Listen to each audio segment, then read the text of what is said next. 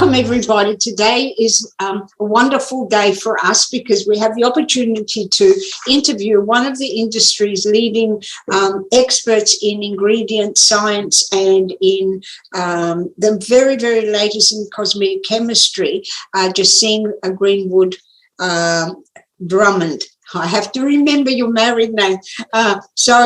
It's our pleasure, and I know that even through COVID, she had to go through some major operation, and even in hospital, she was flat out updating everything. I've never seen someone so innovative and so determined to really excel at what she does. So she's a wealth of knowledge, and it's our joy to invite her to have a session with us. Now, the first thing that I want to ask you, Jacine, is what skin manifestations are we seeing from the frequent use of masks, stress, and other factors that we're experiencing now with COVID?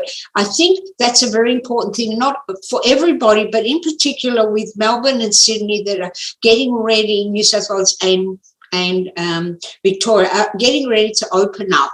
It's wonderful to give them some idea of how is COVID affecting the skin manifestations and what should they get ready to be able to treat effectively, and we want some insight about ingredients that are really now validated. Yeah. So probably the most common thing we're seeing is mask need, Tina, which with the mask wearing, the changes in the microbiome are occurring. So you've got, like skin being constantly under a mask for up to 8 hours a day. And you've got a change in temperature, you've got a change in the humidity there, and that's favouring the growth of particularly like the fungi species of the skin, such as malassezia. And it's causing, as a result, the malassezia are actually eating and digesting the sebum in the skin and producing oleic acid, and that's causing major barrier disruption, but it's also causing breakouts because of as a result of it. You've also then got friction with it being on the skin, the mask rubbing, which is occurring as well. So that would be the major one that I see that is occurring. Obviously, seborrheic dermatitis, which I will admit I've actually ended up getting during COVID from mask wearing, which I've never had before in my life. And I think once that's triggered, that is actually probably quite difficult to get rid of. So that's something also for people to be aware of. There's the risk of also pigmentation occurring, because when you get irritation, you can get your post-inflammatory hyperpigmentation as a consequence. So I think we'll see an increase in skin soothing treatments. And potentially also pigmentation treatments. But I think most women in general, after being cooped up at home, they just want to go and get pampered and feel good about themselves as well.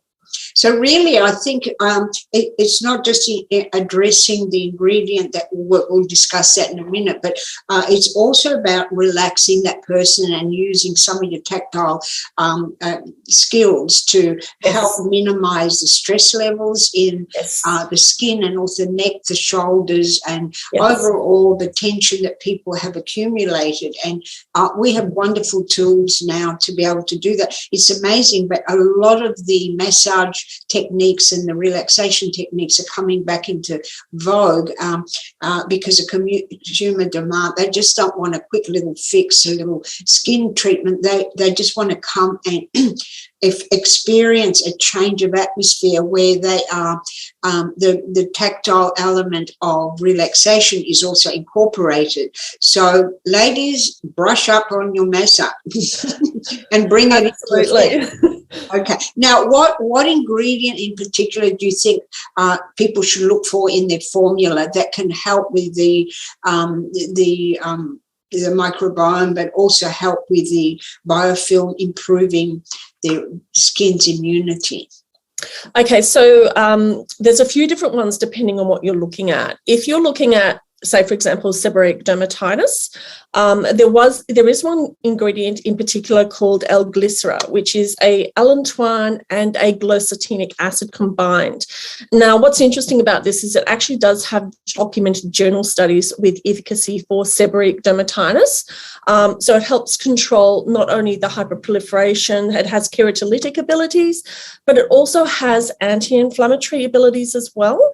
The other thing that is really good in general, but it also again has studies for your seborrheic dermatitis, is your probiotic, particularly lactobacillus. So topically applied lactobacillus has again got benefits for not only seborrheic dermatitis in general, but dermatitis in general from mask wearing. It modulates so many inflammatory pathways in the skin as well, and it does normalize somewhat that microbiome. Another really good one that I've sort of learnt about recently is noni extract. Oh, which, yeah, so noni extract not only has like an antibiofilm ability, but it also has anti-inflammatory properties as well. And it literally stops that cell-to-cell communication going on with all of the virulent factors that can occur in the skin, like your quorum sensing. So it helps to hush down the communication. And literally, I refer to it as ripping out the Wi-Fi. Because if you have no Wi-Fi, there is no communication.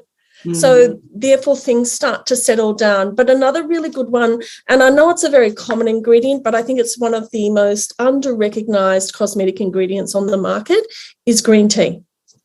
Right. So green tea is amazing because it not only reduces or inhibits acne bacteria, it actually reduces sebum. And there's studies that have compared 2% green tea to antibiotics. But the other wonderful benefit of it with the mask wearing that's going on is green tea also increases the aquaporin expression in the skin, which are the moisture regulating channels, which determine how much moisture comes and goes in the skin, and it helps massively with that. So if they're feeling dehydrated or their skin is rough, green tea is a great way of improving that without causing more sensitization. So you're talking about green tea in the formula or also drinking it? In the formula particularly.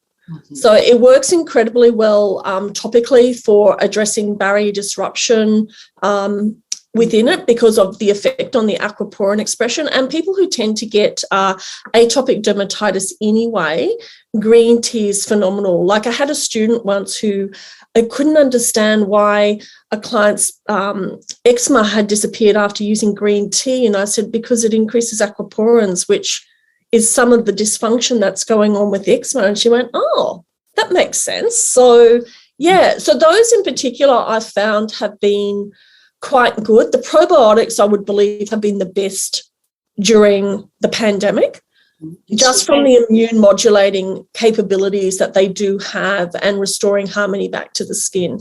It's great that now that science is and the studies are validating specific activity and the way, what pathways it is contributing to the change. So we understand the mechanism that is happening and how that is coming. Yeah, it's sensational to see. I literally just read a journal article the other night, and I can't remember all of it, but it was an article, a full one on probiotics, Tina, and it said a whole pile of pathways that it affected. And I went, this is phenomenal. And the other thing with them too is they also increase our own defense system of our skin. So the probiotics increase what's known as human beta defensins, and they are our own natural immunity of the skin. So it helps the skin to recover better from environmental insult, whether that's from the atmosphere, whether that's from friction. It just helps it recover a lot better and not become so inflamed. Just one other thing that just popped up in my head. With regards to masks, do you believe that the fabric ones are better than the synthetic ones? From a perspective of irritation to the skin, it's going to depend on the quality of the cotton and how soft it is. I personally, the one that I used to wear was actually a synthetic one. I found it softer on the skin than the cotton ones. but it's a hard one. Like, I've heard conflicting information on which one is better from a, protecting you perspective as well. So I think cotton breathes better than synthetic. So from a logical perspective, the bacteria gets in because the weave is more loose, and that's the whole objective of having the mask. Yes. I think the trick is wearing it when you really need to wear it, and if you don't need to wear it, removing it as soon as you can to give that skin a bit of a break. The other thing, that because of the fabric ones are very in vogue, and those pretty ones and all that, trying to make it interesting, I think the other issue is making sure that you wash them regularly so that they maintain the hygiene aspect of them. Absolutely. And ideally they should be actually, changing it daily, but I don't know that people are necessarily doing that. In particular, a lot of them also too have filters, and with them, I know you'll laugh, my son actually clogged my washing machine up with his filter from his mask. Oh, dear me. That's interesting.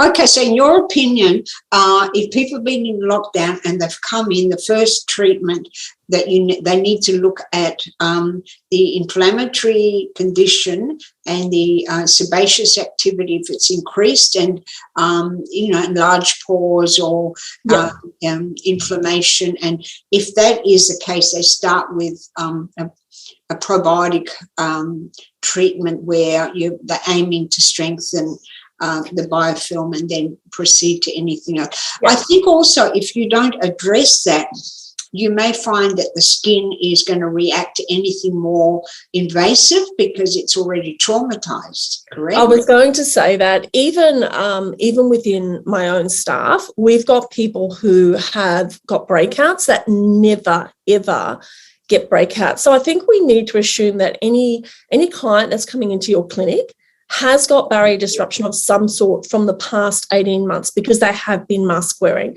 So I would, for the first month, not be doing anything that is aggressive at all, because I think you're setting yourself up for a challenge. Not only that, the skin is on hyper alert, it's sensitive. I think any calming treatments, things like LED treatments would be phenomenal just to calm the skin down. I'd be looking at things like alginate masks, which are soothing, those sorts of things, Tina, because they are what the skin actually needs at the moment. It needs TLC.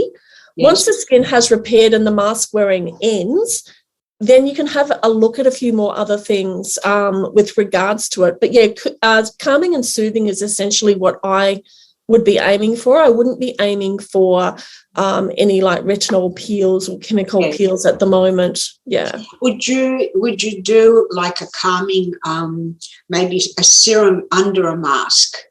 Oh, absolutely. Absolutely. Because that will help infuse it into the skin better. Absolutely. So, I would just keep things very simple and very soothing ingredients on the skin, and avoiding like really high percentages of acids at the moment because the skin is just going to react to them. Correct. Now, my second question is a little bit more personable, and that is, how did you manage to stay resilient through these challenging times? Now, I know you're a master of resilience.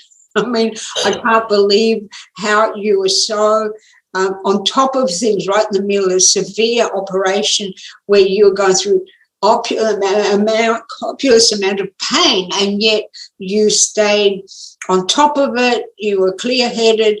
So in your opinion, what are some of the survival tools you've used that has helped you to stay on top of things? Was it vision for the future? Was it anything that you believe helped you? It's a combination. Going out to nature. It's definitely a combination. I'm very big on vision and vision boards and putting out there what you want to happen and how you want things to go. But I'm also big on systems, Tina, because the challenge is if you don't have systems in place, you can't actually manage things properly. So For me, the resilience, it's been the most challenging time ever in business. And I think there is no business owner that would disagree with that at the moment. The biggest challenge for us has been freight and getting raw materials in. And so for us, our systems that we have for stock management have just been so crucial, predicting what we believe we're going to need and allowing for delays. I think giving up on the expectation that things are going to happen in the time frame that you want them to happen takes a whole pile of pressure off you. I've had to let go of that over the last 18 months because I just expect delays. It's part of my planning process now. I've altered my planning process. I expect that if it normally takes 6 months, it's probably going to take 9 to 10. Or if it's normally 3 months, I'm expecting it to take 6 months. So we're for planning and predicting according to that. But obviously vision is a big part of that, actually putting out what you want, staying positive. And I really do believe, like in a workplace, the vibe of the community there affects everyone. True. So it's like an apple. If it's next to someone else, that's down. But we've been really lucky, like with our team, where everyone has down days, but we pick one another back up. Correct. I think the really developing your community skills where supporting one another is so critical at this time. And it's those little things of compassion and care that actually collectively can accelerate and really help you pull through. So it's not one magic bullet. It's about attitude for starters and also looking beyond what's happening to you to support others. And I think that, I know for me, that's been probably one of the best things that I've done, is that I look and listen to what the problems are and how I can focus on seeking solutions for them. And that allows me not to think about my situation and what I'd like to whinge about. Every now and again, it's good to have a good little whinge, but get it out of the way. Absolutely. I think adding to that too. Camp around it. Don't camp around it. All right. Now, the third question is, what new developments are happening with Roccoco that you're ready to share? Because I know you've always got things on the go.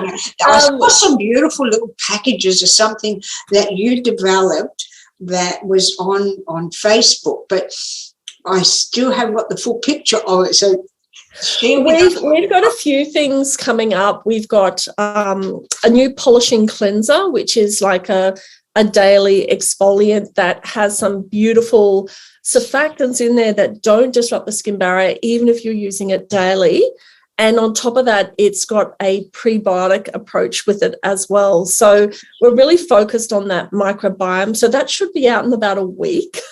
And I do believe that's going to be a cult product because every single person who has tried it has fallen in love with it so far. And then we have exciting stuff. We have a gem-inspired range, which will be out in November. And that has hematite, gold, diamond, sapphire, platinum, and ruby in it. So that's fairly exciting. I can actually give a bit of a sneak peek here because I actually have one here. Wow. And it's our first packaging that we've actually open it up so we can have a look. Yes. So the little pink beads have got, I don't know if you can see that, have got hematite in them.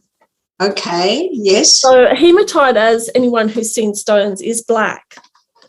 So we got them encapsulated because if I put that through there, it would just look like wastewater. So the hematite is amazing though, Tina. It stimulates collagen by nearly 600%. So it's quite massive. And the other thing that we do have coming, which will probably be January, is we have some at-home facial kits because regrettably, I don't think lockdowns are going anywhere. Even if we hit vaccination targets, I still think that the Australian government's going to use them as a tool for managing COVID. And so we've developed at-home facial kits specifically with a focus on masking. So we've developed an overnight sleeping mask to replenish the skin back, reduce the inflammation, so that when they wake up in the morning, they don't have red, irritated skin anymore. That's great. Well, the thing is that the good news is, even though we've had lockdowns, what I'm hearing is that consumers can't wait, and I think people are going to be out. And I mean, I was speaking to somebody today, and she said to me, "I will not finish till 7 o'clock tonight. I'm just totally booked out." So the good news is, even though we've had the disruptions, there is consumer hunger to get back in, and I think this is why we need to expand what we're offering and bring in elements that are anti-inflammatory and can help with probiotic bacterial support in to help with improving skin resilience, its ability to heal, and to nurture the skin back to health. And when we do that, then we can move into the more invasive one. But I think everybody just straight out of lockdown doesn't need to be hurt. They don't want to feel pain. They would rather do something that makes them feel good. And I think, look, the issue is a lot of business has been lost, but we're coming into the busiest time of the year, when if people focus on what we've been telling them is, look at your marketing, look at renaming things, expanding what you're offering, add something new and fresh, give it a new edge, but aim it towards the nurture element and restoration as the step number one.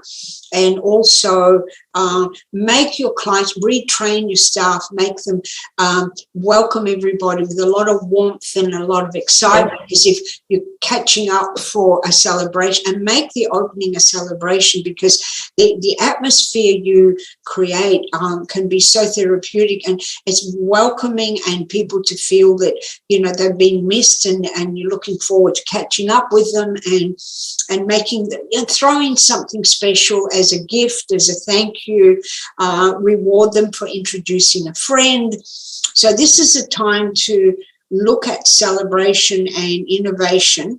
The other thing is, have you got anything that you're preparing that is going to be special for summer? You know, any packages or any travel? I mean, there's not a lot of traveling going on yet, but we actually do. We're just waiting on our packaging to come, but we have some shimmers coming. Yeah, we've got about 5 shimmers coming, which will be great just for highlighting the body. And we sort of delved into that, as you said, Tina. Like, I just feel like everyone at the moment just wants to feel good about themselves. And with all of the lockdowns and everything, and not being able to go out, they just want to feel good, and they also want that connection as well. So I know for me, the whole thing of not being able to touch people, because I'm tactile and I'm also an empath, it's been very hard. Very, very hard. But yeah, we've got those coming out for summer, which will be incredible. And then we've got 2 masks in our little at-home facial kit, and the other one is actually a coffee mocha mask, and it's like brings radiance and vibrancy. So it'd be something that if you were going out on the town and you wanted to make your skin look glowy, you would pop that on before you did your makeup, and your skin would be glowing. So with the shimmer that you're introducing, what's the base of it? What are you having as a base? It is a blend of different oils, but none of them are barrier disruptive. So we've in particular used squalane in there, and we've used jojoba esters. So I'm really focused on making sure there's nothing in there that's going to disrupt the skin. It's super, super hydrating, but it's not greasy either, because that was one of the other criteria that we wanted. And you don't want to sort of get in, like if you do happen to put it on your legs or your arms, you don't want to get into your car if it's got leather seats and then feel like it's all over your leather seat. No, you don't want that. No. So yeah, so it's got they're all natural esters. So it's besides the actual shimmer itself, the mica, it is natural. Can I ask you something? Do you actually dream formulas? Actually in your dream? I get ideas, definitely, and things come to me in my sleep, but then I deliberately ask my subconscious for the answer. So this morning, last night I asked a question, said, right, I want to know the answer for something this morning, and usually it does deliver. So use science and intuition. Yeah, it is definitely a blend of both things, and following your hunches of, I might be researching something and then I'll go, I wonder. And then it's so funny, I'll go and look it up and I'll think, really? I'm thinking, that's interesting, because I would never have made connections.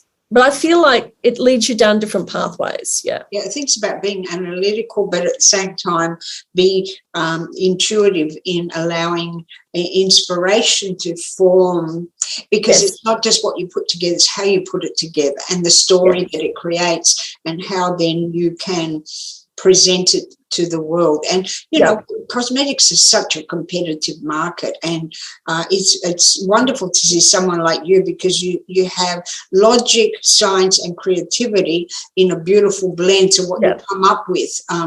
You always look at the health first and what is appropriate and safe for the skin, but then you don't stop there. You want it to be an experience as well, and I think those elements are very important to the consumer, but also it's more exciting for the clinic to know that there are sensorial elements to the formula itself, so it makes it a pleasure to work with and also to apply, because if something is too bland and it's more one-dimensional, you can get bored with it.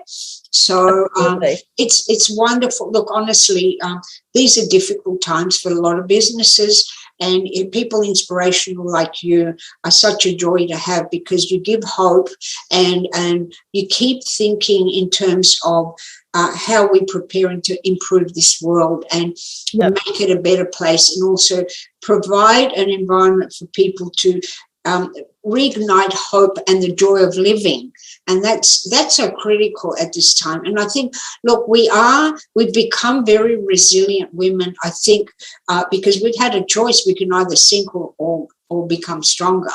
And we had to discipline our thoughts. We had to discipline looking after our bodies, looking after our mental ability, and releasing a lot of the negativity so that we can make room for creativity. But the fact that you're so creative means, to me, it tells me you've got a handle on dealing with the stress.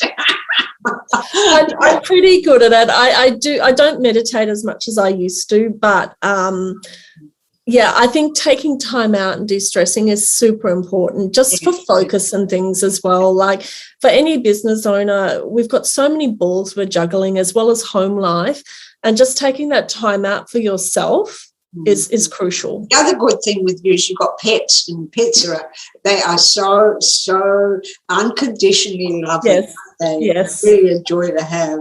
But you know, thank you for being an inspiration to the industry, both with your knowledge and your freedom of sharing, but also by introducing Roccoco as a really an industry leader in innovation, science, and also in creative formula that can answer and restore the skin health back again. And we wish you every success to you and your brand, and we encourage people to connect with Roccoco, because it is up and coming, happening brand that's getting global attention, and because it's based on some good solid science, and efficacy is important for you. So you're getting results and helping. And in particular, I think Roccoco is renowned as being a brand that can calm the aggravation that we're all living at the moment. It has quick results in that area. It seems like that's one of your niches, and it's a brand that is designed for this season in particular. So, Jacine, thank you so much for sharing your thought with us, and we wish you all the very best. And if you're not familiar with Roccoco, please look them up. They're a brilliant company. They give you incredible educational support, as well as allowing you to have a greater an Australian-made product that is constantly evolving with some amazing changes. So thank you so much. It was our joy to have you today, and we wish you all the very best, Jacine. Thanks. Thank you so much, Tina.